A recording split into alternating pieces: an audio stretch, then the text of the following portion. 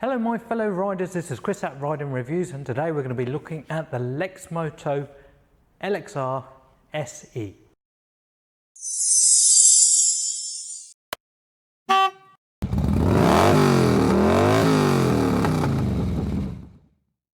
Now today we're going to be looking at the Lexmoto LXR SE 125cc. Now as you'll notice, this isn't the normal setting for my videos. The reason for this is we've just had our Yamazakis in today, and we had the Fosties in on Tuesday, so you can see how many bikes we've actually physically got here. And I have to build, I think it's 50 of them altogether to get them ready for the customers whom have bought them. So I haven't got any room in there to do my green screening, so we had to come in here and do it in here, and there is a lot of bikes in here, so we're a bit cramped up.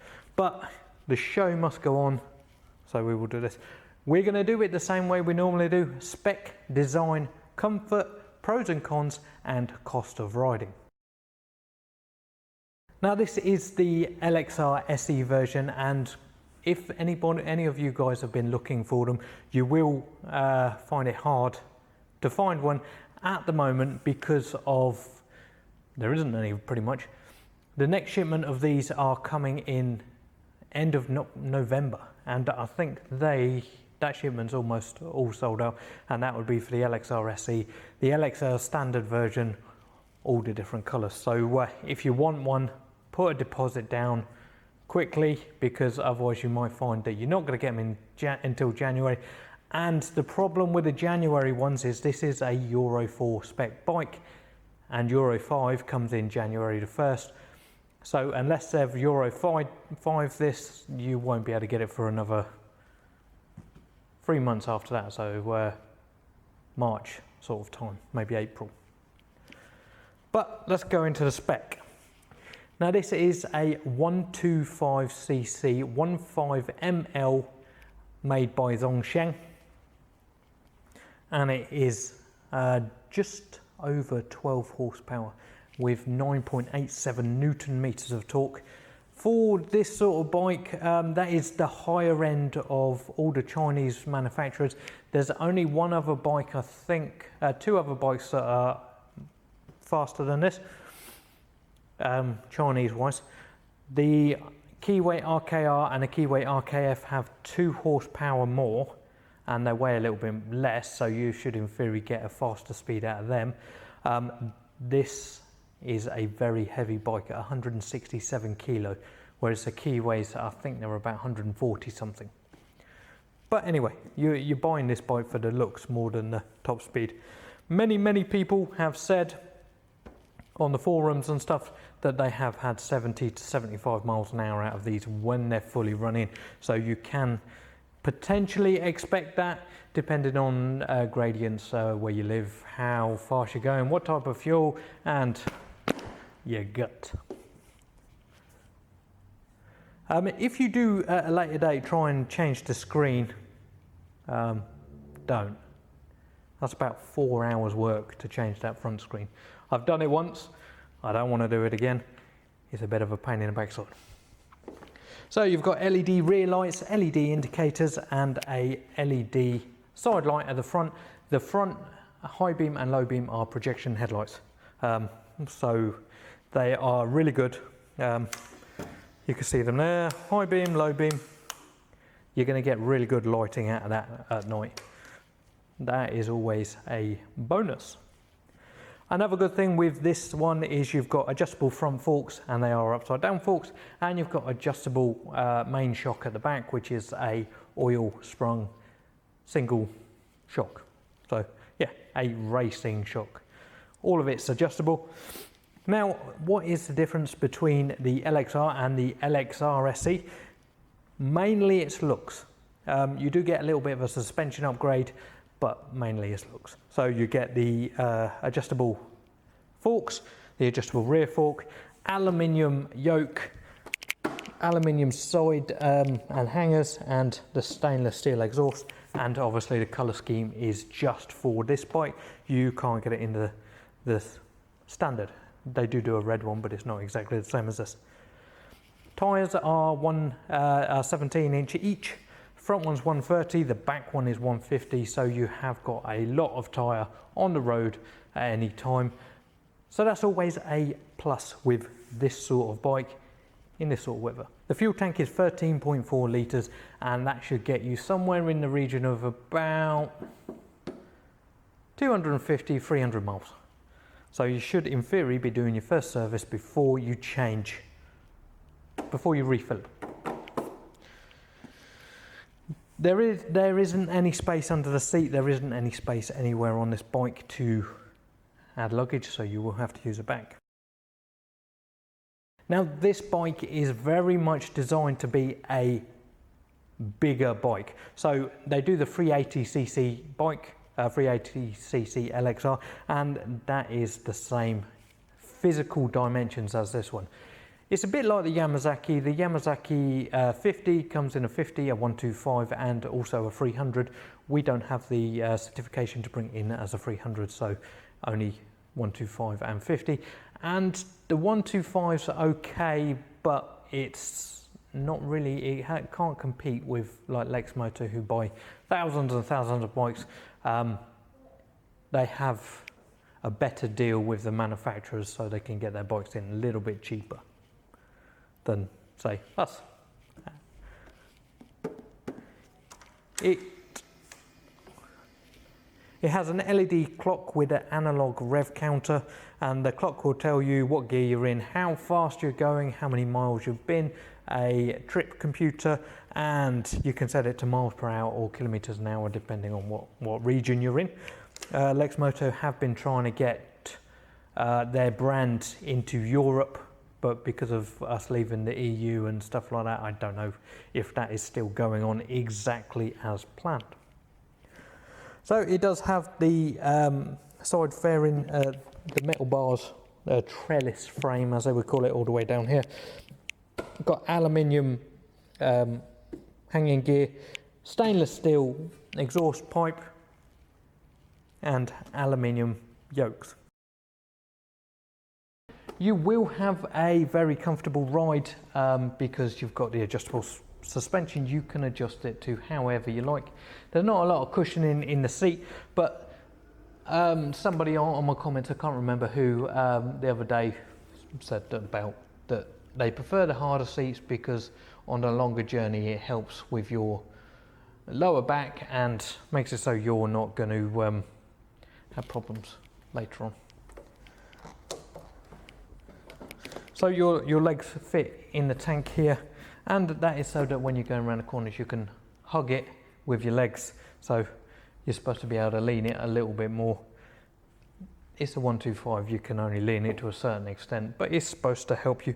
The only one thing that I don't like about the comfort is the tank. So this bit here, when you're sitting on it, it actually digs into your legs. Some people don't mind it, but that gets on my nerves a bit. On the Yamazaki or on my ZZR that I had and stuff like that, they're all not as flat as that. They've all got a bit of curves on them so that it doesn't dig into your legs. But it is what it is. So riding position, you can throw it around a little bit, but as I said, it's a very heavy bike, and to get your leg down you need 600cc, 400 to 600cc minimum, I would say, to be able to get around those corners super fast. You don't want to be over leaning because you're just going to end up falling off. So this bike is a fairly expensive Chinese bike. Japanese bike, if it was classed as a Japanese bike, it would be really cheap, but it is classed as a Chinese bike, so it's rather expensive for one of those sort of things. You can get the standard version for £300 less. Is it worth the extra £300? I'm not 100% sure. And truthfully, are you ever going to actually adjust those forks to change the suspension on it? I doubt it. So, is it worth the extra money? That's entirely up to you. Cons, you can't get any back rack. It's not really a commuter bike, so you would have to wear a bag to ride it. If you want to take it to school and have stuff, obviously you're going to have a bag. You can in theory get a tank cover or a tank bag, but this is plastic, it's not metal. The metal tank is underneath, and you can potentially get a bag on your rear seat, but then again it's not really designed for that. You can take 2 people on it, but again, it's not designed for 2 people. It's designed for 1 person to be having fun on, so I don't really think that many people are going to use it for 2s up. If you want to go 2s up, get your A2 license and get a bigger bike, just because 125s aren't designed to take 2 people. They have the capability of doing it, but they're not designed to, and they don't really have the power to do it. You're going to slow down loads on hills. Riding position on this, it's not too bad, but you are leaning over. The whole point of a bike like this is when you're leaning over, you're supposed to get the wind at the front pushing you back, so it takes all the power, all the weight off your wrists.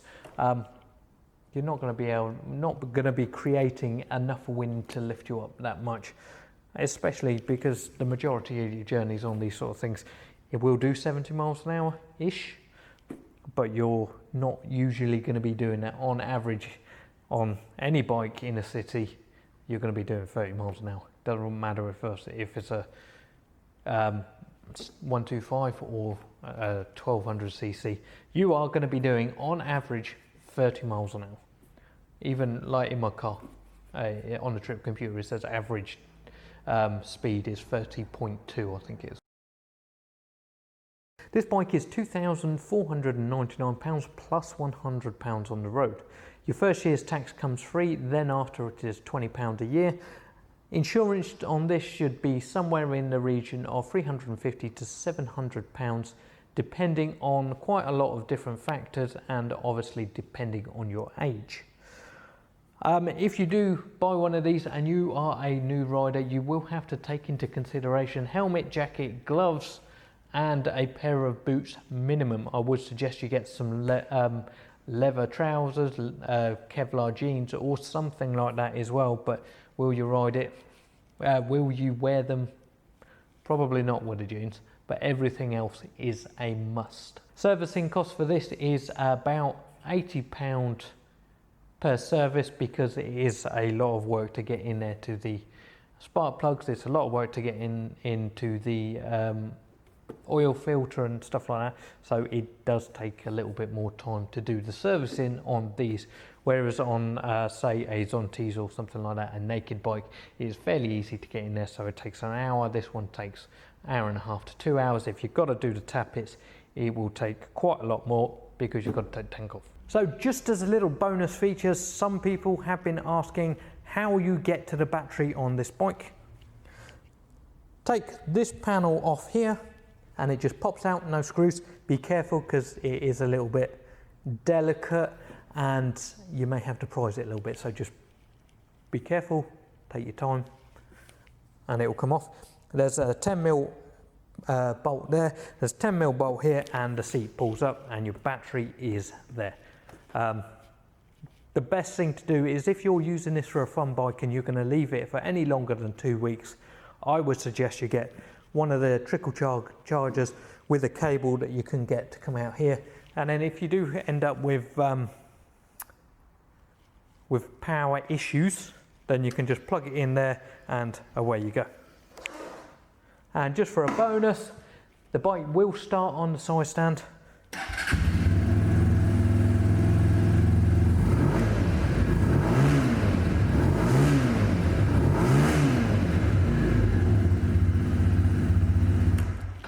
It does sound quite nice. So thank you for watching my video on the Lexmoto LXR 125cc SE version.